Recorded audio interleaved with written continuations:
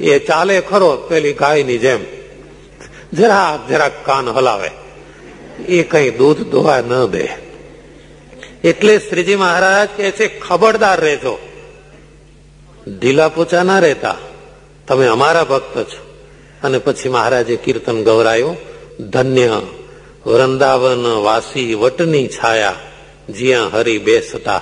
મહિમાનું કીર્તન છે કે વડની છાયાને ધન્ય છે કે જ્યાં પ્રભુ બિરાજતા. શ્રીજી મહારાજે પોતે એક શ્લોક ઉચ્ચાર્યો, અહો અમી દેવ વરામરાર્ચિતમ પદાંબુજંતે સવન ફલાર્હણમ નમંત્યુપાદાય શિખાવિરાત્મ સ્તમોપહત્ય તરુ જન્મ યત્કૃતમ. પરમેશ્વરના યોગને પામીને કોઈ વૃક્ષ હોય એને જો ભગવાનનો યોગ થાય, એટલે કે વૃક્ષ નીચે પ્રભુ બિરાજ્યા હોય તો એ વૃક્ષ પણ કૃતાર્થ છે.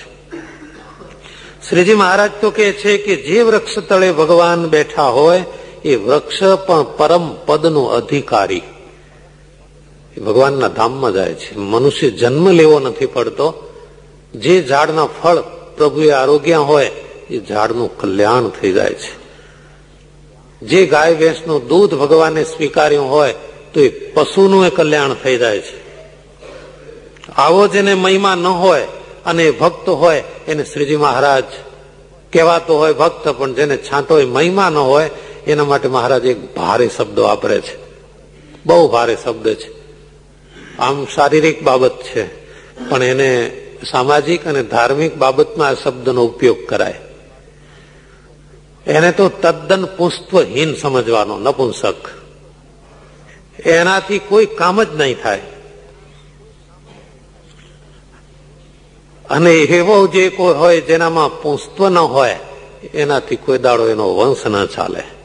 એમ જેને ભગવાનનો મહિમા નથી, ભગવાનનો નિશ્ચય નથી, એના મોઢે તો ગીતા ભાગવત જેવા શાસ્ત્રો નહીં સાંભળવાના. કેટલી સ્પષ્ટ વાત છે. જેને ભગવાનનો મહિમા નથી અને પછી કહે છે આવો આપણે ગીતા ઉપર વિવેચન રાખીએ, ના, ઘેર રાખજે, અમે નથી આવવાના. જેને મહિમા ન હોય એના મોઢે શાસ્ત્ર પણ નહીં સાંભળવાના. શાસ્ત્ર સાચા છે, ખોટા નથી. જેમ દૂધ અને સાકર હોય એમાં સર્પની લાળ પડે પછી જે કોઈ પીવે એના પ્રાણ જાય, એમ મહિમા વગરનો અને ભગવાનના નિશ્ચય વગરનો જીવ એના થકી જો ગીતાને ભાગવત સાંભળે તો કોઈનું કલ્યાણ થતું નથી, એનાથી તો ભૂંડું થાય છે. આપણે દરરોજ સાંજે બોલીએ છીએ ને, વિમુખ જીવ કે વદન સે કથા સુનન નહીં જા. એ વિમુખ એટલે ભગવાનની ભક્તિ, ભગવાનનો નિશ્ચય, ભગવાનનો મહિમા વગરના જીવો.